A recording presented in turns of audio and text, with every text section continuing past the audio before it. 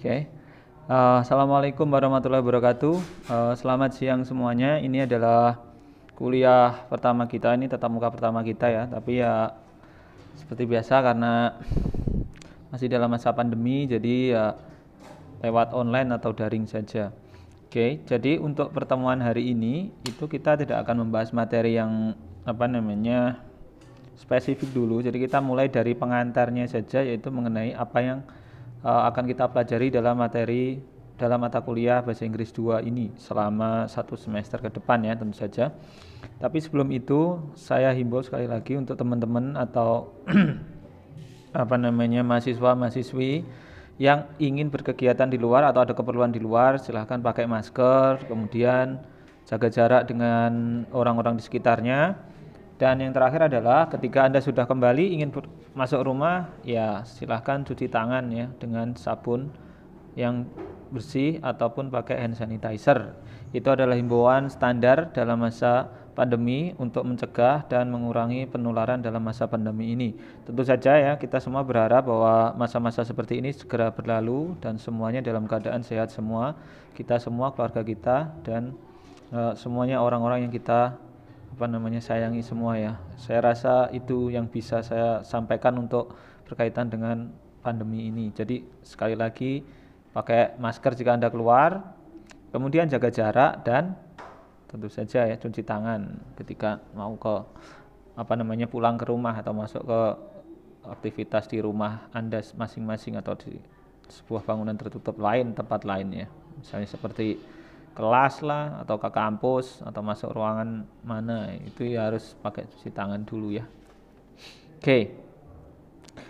Sebelum saya membahas lebih jauh, jadi saya akan terangkan dulu mengenai apa yang akan kita pelajari dalam mata kuliah bahasa Inggris 2 ini. Ya, karena ini sudah kesepakatan dan bahasa Inggris 2 ini yaitu nanti materinya adalah berupa knowledge of English test, tentu saja ya seperti itu. Jadi membahas mengenai tes bahasa Inggris, pengetahuan Anda dalam tes bahasa Inggris ini yang kita akan fokuskan ya. Oke. Jadi saya terangkan dulu ya, ada banyak berbagai macam tes bahasa Inggris ya. Ini saya berbicara tes bahasa Inggris yang buatan luar ya, yang bukan buatan orang Indonesia ya. Yang pertama, kalau kita pernah dengar, jadi ada beberapa tes ya yang familiar, sering kita dengar ya. Yang pertama adalah TOEFL. Itu kita sering dengar mengenai TOEFL dari berbagai, atau bahkan ada yang sudah pernah mengikuti tes TOEFL itu sendiri. Kemudian yang kedua adalah TOEIC ya. Kemudian yang ketiga adalah IELTS. Dan ini nanti akan saya jelaskan pengantarnya sedikit mengenai berbagai tes tersebut ya. Oke, yang pertama kita mulai dari TOEFL dulu. TOEFL itu apa sih? Test of English as a Foreign Language ya. Jadi tes bahasa Inggris untuk pengguna non bahasa Inggris. Jadi orang yang dalam kesehariannya tidak menggunakan bahasa Inggris sebagai bahasa utama mereka, untuk membuktikan kompetensi dalam bahasa Inggris, maka mereka harus melewati tes yang sudah distandarkan, yaitu salah satunya yaitu yang dinamakan TOEFL ini ya. Jadi TOEFL ini ditujukan untuk foreign language English foreign language, Test of English as a foreign language. Jadi tes untuk orang yang tidak menggunakan bahasa Inggris dalam kesehariannya, termasuk kita ini ya. Jadi kalau dalam pengaplikasiannya nanti TOEFL itu misalnya buat apa ya? Ya salah satu tanda sertifikat kemampuan kita, kompetensi kita dalam bahasa Inggris tersebut. Jadi kita itu bisa membuktikan saya ini mampu berbahasa Inggris itu. Dari mana? Ya dari TOEFL ini ya. Jadi nilai TOEFL ini dipakai untuk membuktikan bahwa kita ini memang bisa.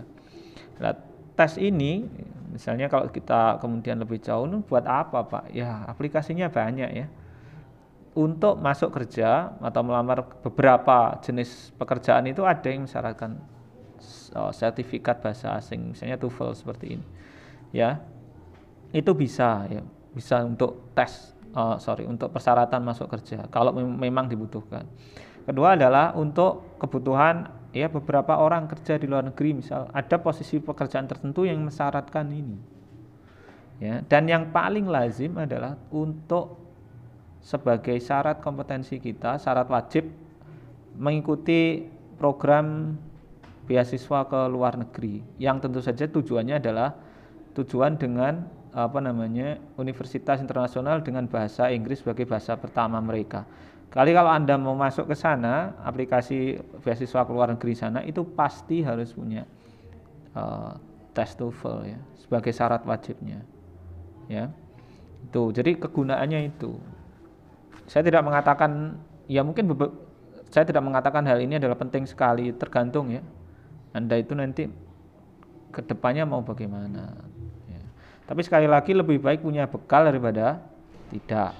Daripada nanti suatu saat Anda mungkin butuh baru bingung lah ya ini kemarin coba aja saya punya pengetahuan di sini ya, atau misalnya sudah pernah mengikuti atau punya pengalaman, kan beda daripada yang tidak ada persiapan sama sekali. Ya, saya tidak ingin kita terbatas dalam membuat pilihan-pilihan di di masa depan kita nanti. Kita nggak tahu semua bagaimana ya, tapi suatu saat mungkin beberapa dari Anda akan membutuhkan pengetahuan di bidang test of English ini ya, yang spesifik yang TOEFL ini. Nah, kemudian kalau kita lihat jenisnya, TOEFL itu ada ya setidaknya secara garis besar saja ada 2 jenis. Yang pertama adalah TOEFL yang paper base, yang kedua adalah yang internet base. Nah, bedanya apa? Yang TOEFL base itu ada 3 kompetensi yang yang diteskan ya, yang diujikan. Itu pertama ada listening comprehension, kemudian ada structure and written expression, yang ketiga ada reading comprehension. Jadi ada 3 kompetensi bahasa Inggris yang akan diujikan dalam tes TOEFL paper base. Sedangkan IBT itu ada 5. Ada speaking, ada listening, ada reading, ada writing, kemudian ada 4 itu ya. Reading, listening, writing, kemudian sama speaking. Grammarnya masuk di keempat-empatnya. Jadi setiap tes itu nanti akan diperhatikan bagaimana ketepatan atau akurasi Anda dalam menerapkan grammar dalam bahasa Inggris. Itu sudah menjadi standar mereka. Itu internet base. Ya. Kemudian yang kedua TOEIC ya. TOEIC itu adalah Test of English for International Communication. Jadi ini ditujukan untuk mengetahui Anda ini bisa nggak sih memakai bahasa Inggris dalam komunikasi internasional tuh. Ya. Bedanya apa sama TOEFL? Ya. TOEFL itu lebih komprehensif atau lebih menyeluruh untuk mengetes kompetensi bahasa Inggris. Sedangkan TOEIC hanya untuk komunikasi. Ya bisa pasif mungkin. Bahkan komunikasi pasif pun termasuk di dalam situ. Ya makanya yang diteskan hanya reading sama listening saja. Ya. Ini bisa dipakai biasanya untuk persyaratan kerja khusus ya. Tapi kalau Anda mau masuk ke beasiswa di luar negeri nggak bisa pakai TOEIC ya. Harus TOEFL. TOEIC ini hanya untuk persyaratan kerja di beberapa lembaga yang membutuhkan tes bahasa Inggris. Ya, baik di dalam maupun di luar negeri. Jadi ada beberapa lowongan di luar negeri yang mungkin membutuhkan sertifikat bahasa Inggris, TOEIC masih bisa dipakai. Tuh ya. Tapi kalau untuk kebutuhan akademis meneruskan kuliah itu tidak bisa. Anda harus punya sertifikat TOEFL. Oke. Nah, yang ketiga IELTS ini. IELTS ini adalah sebentar ya. Karena saya agak lupa, saya bacakan dulu ya. The International English Language Testing System. International English Language Testing System. Ini bedanya apa sama TOEFL misalnya? Sebenarnya tujuannya sama. Kalau sama TOEIC sudah nggak sama, sama TOEFL sama tujuannya. Cuma IELTS ini adalah tes bahasa Inggris versinya orang British. Ya.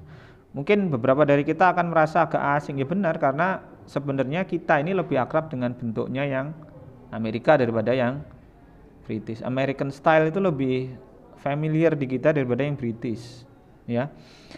Itu sebenarnya tujuannya sama dan kompetensi yang diujikan juga sama dengan TOEFL IBT tadi, yaitu reading, listening, speaking, sama writing. Ada 4 ya.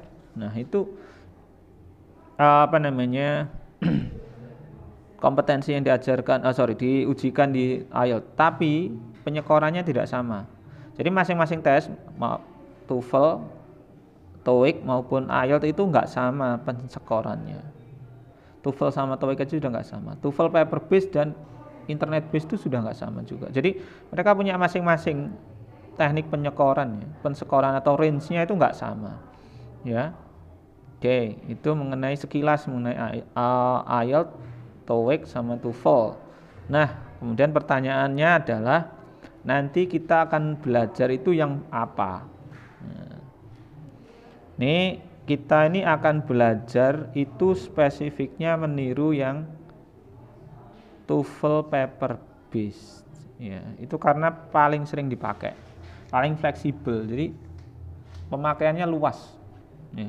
Untuk IELTS itu mahal tesnya, ya, dan itu hanya untuk kebutuhan-kebutuhan yang benar-benar spesifik, ya, seperti akademis maupun placement work. Misalnya ketika Anda bekerja di luar negeri butuhkan itu, ada beberapa memang. Tapi paper base itu lebih apa namanya, ya, lebih luas karena bisa untuk kerja. IELTS sih ya bisa, ya, tapi lebih mudah mencari yang paper based, makanya dia lebih luas gitu. IELTS itu mahal tesnya dan ya memang susah, ya, susah dalam artian ya setara sebenarnya sama IBT, tapi ya apa namanya, ya, kita mungkin akan kesulitan di speaking misalnya kayak saya sekalipun begini akan masih dianggap mungkin pronunciation-nya kurang jelas dan seterusnya, itu nanti diujikan, ya. Dan ini adalah untuk kebutuhan spesifik. Ini saya gambarkan, ya, kalau kita mau ke salah satu contoh saja, ya, untuk kebutuhan akademis. Jadi kita misal mendaftarkan diri di apa namanya, ya, ikut beasiswa atau scholarship ke luar negeri. Misal kita ngambil ke Australia gitu, ya. Nah, untuk mendaftar itu yang diperlukan hanyalah TOEFL paper based tapi yang original, ya. Sedangkan nanti ketika untuk masuk ke universitas memang dibutuhkan IELTS, tapi IELTS ini nanti akan dilatih oleh apa namanya lembaga yang memberi kita beasiswa kalau kita sudah lulus. Jadi dipilih. Setelah kita daftar kan dipilih, ya, dites, mungkin dipilih dulu kemudian dites. Ini bagaimana nantinya ada wawancara. Dan kalau kita terpilih nanti akan ada pelatihan IELTS. Itu free harusnya. Dan itu akan dilatih selama beberapa bulan biasanya sih di Jakarta. Ini yang saya tahu, ya. Nah, makanya kalau kita nggak fokus IELTS sih sebenarnya nggak masalah, ya, karena nanti akan diajarkan sendiri dan itu free. Tapi kalau paper base, daftarnya pakai paper base itu nggak disediakan pelatihan dari sana. Kita harus punya sendiri sebagai syarat wajib mendaftar, ya. Kalau nggak pakai itu nggak bisa. Ini contoh perbandingan antara IELTS sama paper base tadi, TOEFL yang paper base tadi. Makanya kita ngambil paper base, ya. Kemudian di luar sana itu ada beberapa TOEFL yang saya jumpai, misalnya saya pernah lihat misalnya ketika saya lewat sebuah tempat yang bimbel mungkin saya menerima tes TOEFL jaminan skor sekian, itu TOEFL ini masuk mana? Nah, saya kurang tahu, ya. Tapi kalau yang jelas TOEFL itu hanyalah punyanya ETS, English Testing System saja, yang itu adalah ORI. Kalau memang dia TOEFL, ya. Sementara yang lain yang bukan di bawah naungannya ETS itu nggak boleh menyebut TOEFL. Secara hak cipta sebenarnya seperti itu. Jadi yang ORI itu ya punyanya ETS. Dan kalau Anda nanti misalnya tempat tes TOEFL yang punyanya ETS yang ORI itu di mana, bisa Anda cari gampang di internet, ya. Di Surabaya ada, di yang terdekat misalnya Solo juga ada, di Medion ini saya kurang tahu. Silakan nanti Anda cari saja. Apakah Mas sudah ada ETS di sini atau belum yang punyanya TOEFL yang punya ETS, sorry. Kalau di Solo misal di UNS bisa. Kemudian di Surabaya itu UNESA saya rasa sudah punya. Ya, kalau Anda suatu saat butuh, ya. Untuk, ya, siapa tahu di antara Anda ini ada yang berminat meneruskan kuliah ke luar negeri, pengen daftar beasiswa, jadi kuliah ke luar negeri tapi gratis. Itu caranya, ya, daftar beasiswa, ya, bisa. Jadi jangan belum mungkin, wah saya nggak mungkin ke luar negeri. Sebenarnya mungkin doang loh, ya. Saya nggak mengatakan pasti, ya. Mungkin ada jalannya. Nah, tinggal setelah itu ya usaha sama nasib kita tentu saja, ya. Oke. Itu mengenai TOEFL paper base ya. Jadi penjelasan sedikit. Kemudian kalau yang tidak punyanya ITS bagaimana? Kalau yang tidak punyanya ITS termasuk nanti misalnya kita Unmer ini punya gitu. Karena kita bukan berada di bawah ITS ya, jangkauan sertifikatnya itu ada perbedaan dengan yang murni. Yang asli dari ITS ya. Dan misal secara adab, secara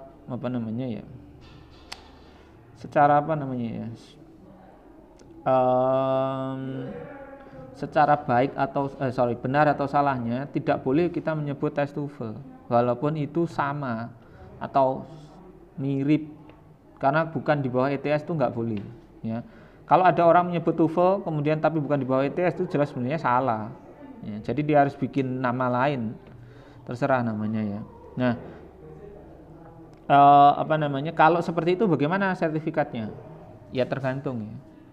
Tergantung lembaga yang mengeluarkan. Kalau lembaga yang mengeluarkan kredibel besar misalnya, itu masih bisa berlaku untuk maksimal 1 Indonesia, tapi nggak bisa menjangkau di luar negeri, nggak bisa. Jadi kalau ada syarat di luar negeri butuh tes TOEFL paper base, Anda kasih TOEFL yang non ETS. Anggap saja di UNESA itu ada tes bahasa Inggris yang bukan punya ETS, buatan internalnya UNESA ini yang saya tahu. Nah itu bisa dipakai di seluruh Indonesia, ini masih dipercaya. Tapi kalau kemudian saya pakai ke Eropa nggak bisa. Jadi kalau mau Anda itu kenapa sih misalnya ketika kita mau daftar scholarship di luar negeri itu harus pakai yang punyanya ETS, karena ETS itu diakui di seluruh dunia. Sedangkan tes lokal itu hanya diakui maksimalnya di lokal satu negara itu. Ya itu udah maksimal. Bagaimana dengan yang lain ya silahkan Anda coba bayangkan logika saja ya. Jadi lembaga yang mengeluarkan itu kira-kira gaungnya sampai kemana ya, di situ batasannya. Kalau yang untuk bukan TOEFL ya, sejenis TOEFL. Adanya nanti menyebut TOEFL practice mungkin ya, TOEFL preparation gitu. Itu jangkauannya sampai mana? Nah itu sekarang Anda bisa mengira-ngira secara rasional. Siapa yang mengeluarkannya dan reputasinya bagaimana? Ya. Maksimal reputasinya adalah satu negara Indonesia ini lokalnya. Ya. Tapi kalau punya ETS ya internasional. Jadi tes Anda itu akan diakui di seluruh dunia. Itu bedanya TOEFL yang ETS sama TOEFL yang non ETS. Dalam tanda kutip sebenarnya nggak boleh ya menyebut TOEFL ya. Nah, kemudian karena kita karena kita tujuannya dalam memberi Anda pengetahuan di bidang TOEFL yang paper base, maka juga sebenarnya bahasan kita itu ya juga ada 3. Ada listening comprehension, ada reading comprehension, ada structure and written expression. Tapi karena keterbatasan masa sekarang yang tidak bisa offline, jadi saya hanya bisa memberikan 2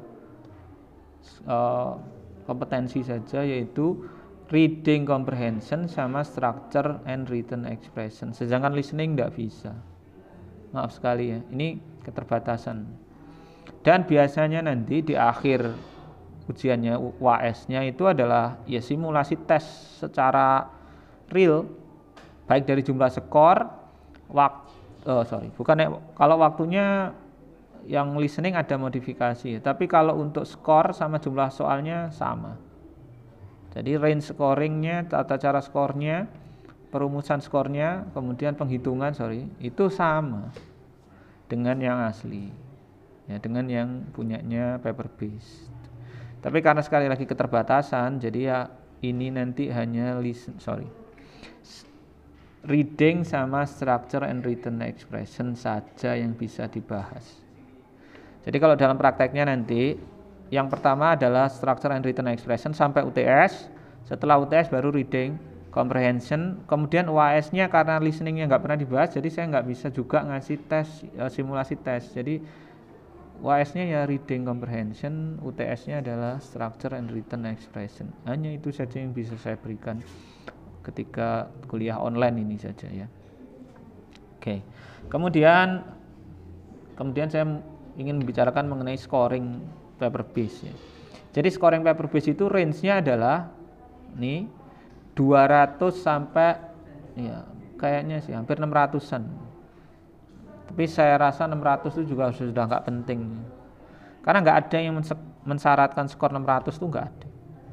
Ya. Syarat tertinggi yang saya ketahui adalah 550. Itu untuk kebutuhan kalau Anda ngelamar jadi dosen bahasa Inggris di misalnya di universitas, beberapa universitas majornya, jadi sebagian besar dari mereka pasti minta TOEFL paper base yang 550 sebagai bukti kompetensi bahwa Anda menguasai bahasa Inggris secara keilmuan pengetahuan bahasanya. Itu dari situ. Sedangkan untuk kebutuhan kerja yang lain pasti di bawah 550. Yang paling banyak ya 500 sama 450. Itu yang sering kita dengar ya. Oke, itu mengenai skornya. Kemudian batas bawahnya adalah 200. Jadi kalau Anda misalnya itu ada datang tes ngawur nggak ngisi apa-apa tuh, nggak 0 ya, 200 TOEFL-nya. Jadi misalnya, tapi nggak mungkin kan ada orang yang jawab semua terus salah, itu kan nggak mungkin terjadi. Mana ada orang yang jawab misalnya dari semua soalnya kemudian 50, nggak ada satu pun yang benar meskipun ngawur ya, nggak mungkin karena jumlah soalnya ratusan. Ya, jadi nggak mungkin 200 tuh nggak mungkin, pasti lebih. Ya, nah ini sebagai gambaran saja untuk mendapatkan angka 550 itu ya. Ini saya bicara jumlah soalnya dulu nih, karena nanti susah ini sebelum saya membicarakan skor penskoran ini, kita harus tahu jumlah soalnya dulu. Jadi jumlah soalnya komposisinya adalah untuk listening comprehension itu ada 50 soal. Ya, kemudian untuk reading comprehension itu ada 50 soal juga. Dan untuk structure and written expression itu ada kalau nggak salah 40 soal. Jadi soalnya totalnya 140. Ya, itu. Jadi kalau misal nanti dari 140 itu salah semua, itu hampir nggak mungkin ya. Nah, saya kembali lagi untuk mendapatkan 550 ini kita ambil yang syarat tertinggi saja ya. Dari misalnya reading comprehension 50 soal itu ya, Anda harus menjawab 40 soal benar minimal. Kemudian listening comprehension ini dari 50 soal ya 40 soal. Dari structure and written expression yang 40 tadi Anda bisa menjawab 30 minimal. Itu kira-kira kalau Anda benar seperti itu atau membuat kesalahan masing-masing 10 ya kurang lebih kita akan dapat skor di angka 550. Kalau Anda butuh di bawahnya misalnya 500 atau 450 ya sudah pasti jumlah yang harus benar itu tidak setinggi itu, atau kesalahan yang bisa ditoleransi ya lebih banyak ya. Tuh. Kemudian apalagi ya, mengenai scoring sudah ya, mengenai sedikit mengenai jumlah yang benar sudah. Kemudian untuk misal ini ya pembicaraan umum saja mengenai tes ya. Jadi secara memang diciptakannya itu TOEFL itu enggak perlu Anda jawab benar semua. Dan dari segi kesulitan soalnya, memang soalnya itu kesulitannya sedang dan tinggi. Enggak ada yang benar-benar mudah, itu enggak ada. Memang seperti itu dibikinnya. Dan jangan aduh ini saya ini harus benar semua, enggak ada yang memerintahkan begitu. Anda harus lebih banyak benernya saja daripada salahnya. Itu sudah cukup. Ya. Tuh. Kemudian ini pola pikir ya. Jadi nanti ketika nanti Anda tes, kemudian Anda merasa ini saya nggak bisa ya bagaimana, terus kemudian Anda kebingungan, itu nggak boleh. Jadi kalau ini harus dijauhi ya. Jadi ketika nanti Anda wah ini sulit, sudah dijawab saja. Selama jumlah kesulitnya itu masih nggak terlalu tinggi, maksudnya dengan jumlah yang yakin dan tidak yakinnya sebanyak yang yakin, ya insya Allah Anda selamat. Nilainya insya Allah aman gitu loh maksud saya, memenuhi harapan Anda ya. Tapi kalau mungkin lebih banyak nggak yakinnya lah, itu mungkin Anda harus belajar lagi. Jangan cara instannya bagaimana, setahu saya nggak ada, selain belajar ya nggak ada ya. Belajarnya memang ya ada caranya memang, jadi mempelajari TOEFL langsung, pengetahuan yang di bidang TOEFL bukan yang lain ya, memang hanya seperti itu saja. Kalau triknya nggak ada triknya, setahu saya begitu ya. Karena ETS itu ya nggak sudah pinter ya mikir bikin tes itu wah ini nanti di trik bisa nggak sudah nggak mungkin. Sudah dibikin supaya kita nggak bisa ngetrik. Bahkan di opsi-opsinya pun kita ini nanti akan dihadapkan pada opsi-opsi yang walaupun kita ngawur tuh kayaknya bener, ada jawabannya. Ya, jadi hati-hati jenis soalnya seperti itu. Jadi ketika kita ada agak ngawur gitu, ya ada jawabannya. Nah ini yang membuat kita banyak terjebak di situ. Jadi benar-benar memisahkan antara orang yang agak ngawur, benar-benar yakin, misal benar-benar tahu maksudnya ya, benar-benar paham, kurang paham, nggak paham gitu ya ada. Opsi-opsi yang mengantarkan ke sana itu ada. Inilah TOEFL ya. Dan karena soalnya seperti ini, jangan terlalu takut ketika salah. Nggak masalah, maksud saya itu jangan terus mikir ini harus perfect, nggak bisa ya sudah, cari yang bisa. Selama lebih banyak yang yakin, sekali lagi itu aman. Kalau enggak, Anda harus belajar lagi. Itu saja sebenarnya ya mengenai TOEFL. Nah targetnya nilai ya tergantung kebutuhan Anda mau kemana. Kalau Anda mau misal ke luar negeri ya memang ya harus 550. Tapi kalau kerja biasanya 500, 450 gitu ya, saya rasa. Oke. Kemudian dan saya rasa juga saya tidak perlu menerangkan lebih banyak ya mengenai pekerjaan-pekerjaan yang membutuhkan. Pastilah suatu saat Anda akan pada masanya nyari kerja terus ya nemu yang seperti itu. Ya. Oke. Itu mengenai TOEFL paper base secara umum. Kemudian mengenai penilaian dalam mata kuliah kita nanti ya. Itu kan harusnya secara normal tuh kuliah itu kalau saya untuk mata kuliah saya loh ya ada tugas, ada beberapa pos yang harus sebagai acuan penilaian, yaitu ada tugas, kemudian ada absen, kemudian ada UTS, kemudian ada UAS, ada 4 ya. Jadi bagaimana ketika online begini saya usahakan tetap memakai 4, walaupun yang untuk absen memang saya terus terang saja saya permudah, maksudnya tidak saya perketat ya. Absen itu nanti akan saya cek berdasarkan juga dengan tugas. Jadi kalau tugasnya itu lengkap, mengumpulkan semua, nah itu nanti ya kita anggap absennya penuh. Kalau tugasnya ada bolong ya berarti absennya bolong. Udah gitu aja loh ya, supaya lebih simpel ya. Nah, kemudian tugasnya adalah dari mana? Nanti ada ya. Nah, saya kasih tugas. Tugasnya nanti kalau berupa soal itu akan saya lewatkan Google Form. UTS sama UAS Allah saya akan lewatkan Google Form. Tapi juga Anda harus mengumpulkan melalui aplikasi yang diwajibkan oleh kampus, ya. Tuh. Tapi Google Form itu saya syaratkan wajib khusus untuk saya supaya lebih mudah penskorannya ya.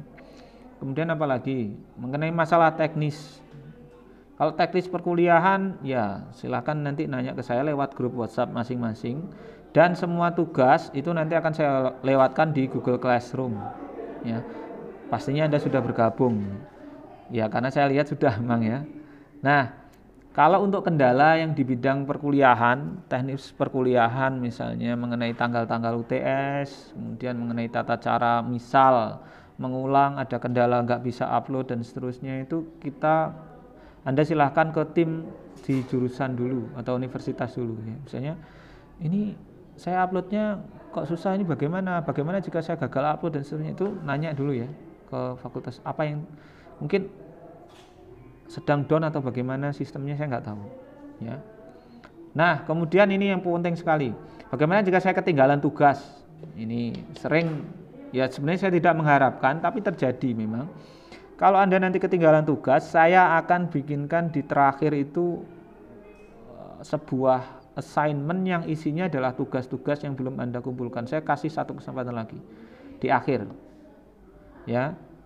Jadi misalnya ada kelewatan, itu nanti di situ mengumpulkannya, jangan melalui grup ya, karena ketindes nanti saking banyaknya WA yang masuk ya. Memang kenyataannya begitu ya, WA-nya memang banyak masuk, jadi nanti ketindes di belakang itu rawan hilang, rawan ketumpuk, hilang ketumpuk ya. Tuh. Kemudian apalagi mengenai, saya rasa ya kita mata kuliah sudah, penskoran sudah. Kemudian konversi huruf ke angka ya Anda bisa lihat sendiri nanti di websitenya universitas atau di buku akademiknya ada Ya, tuh. Kemudian mengenai apa lagi ya? Saya rasa habis ya. Ya sudahlah. Kita masuk ke penutupan saja. Sebelum saya akhiri sekali lagi bahwa ya memang benar bahwa tes ini, pengetahuan di bidang tes bahasa Inggris ini tidak semuanya butuh. Ya memang benar. Tapi lebih baik kita ambil filosofi saja. Lebih baik Anda itu siap daripada nggak siap karena nggak ada bekal. Suatu saat siapa tahu Anda butuh. Ya. Dan lebih baik kita tidak membatasi masa depan kita daripada membatasi. Kalau Anda misal nggak punya kesiapan, nggak punya bekal, akhirnya nggak bisa ngelamar di misalnya ya pekerjaan-pekerjaan yang ada persyaratannya tes. Dan misalnya Anda tidak punya keberanian untuk mengambil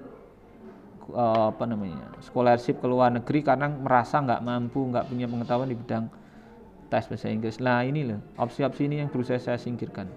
Ya mengenai masa depan saya juga nggak tahu ya.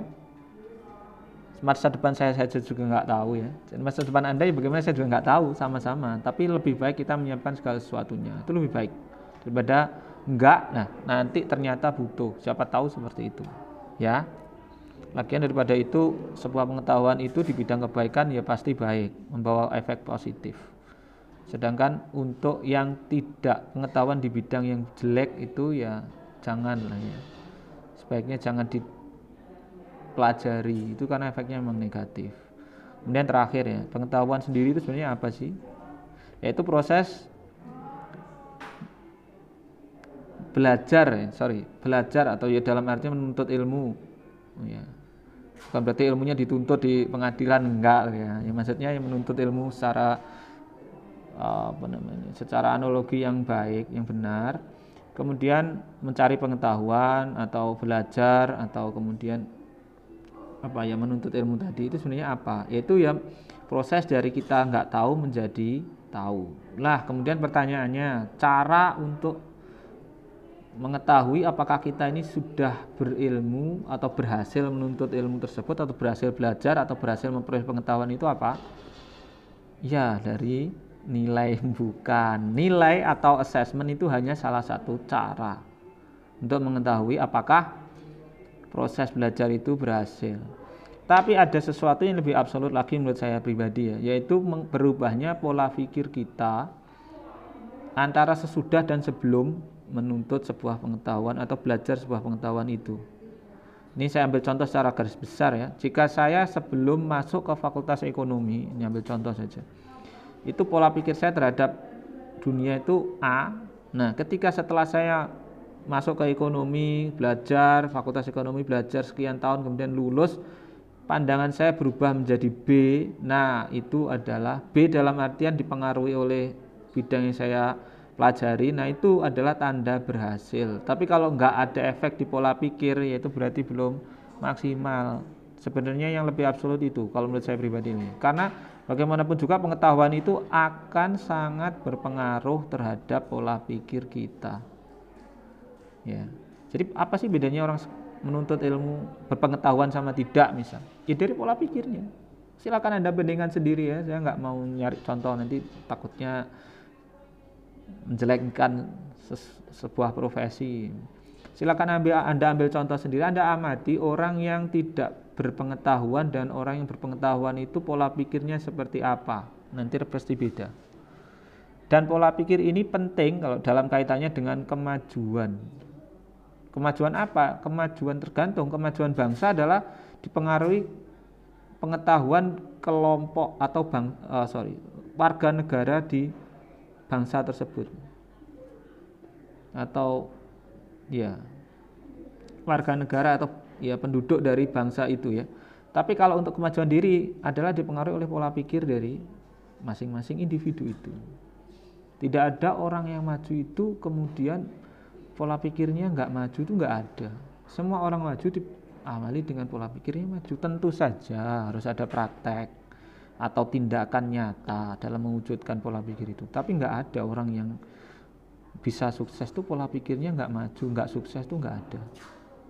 Ya, itu pentingnya pendidikan. Jangan terlalu meremehkan.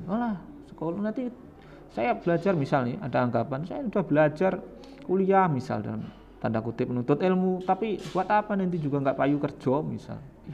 Bukan masalah itu tok, bukan hanya sekedar iya kerja penting, memang iya benar, saya nggak memungkiri itu memang benar, tapi perubahan pola pikir itu juga sangat penting. Itu aset, ya, itu aset kita dalam hal maju, memperoleh kemajuan, kesuksesan dan seterusnya. Itu pola pikir itu aset kita. Orang tuh bisa sama-sama kerja di sebuah bidang, tapi hasilnya nggak sama. Kenapa? Karena dipengaruhi kemampuan, ya memang, tapi juga dipengaruhi oleh pola pikir dari orang tersebut. Sama-sama jualan bakso, beda pola pikir nanti membuahkan perbedaan konsep dan perbedaan warna dari usahanya. Banyak yang lihat contoh nih, ada orang yang punya misal sama-sama 10 tahun menjual bakso. Ada si A dan si B. Si A kiosnya hanya satu, si B sudah banyak. Itu perbedaan. Loh, kenapa ketika ditanya silakan ada wawancara, apakah beda pola pikirnya? Pasti beda dua orang itu. Pola pikir yang diwujudkan, diperjuangkan, ya berusaha direalisasikan, itu yang membuat si A tidak sama dengan si B. Oke, ya, saya akhiri untuk perkuliahan hari ini. Terima kasih atas attentionnya. Saya ucapkan assalamualaikum warahmatullahi wabarakatuh. See you next meeting ya.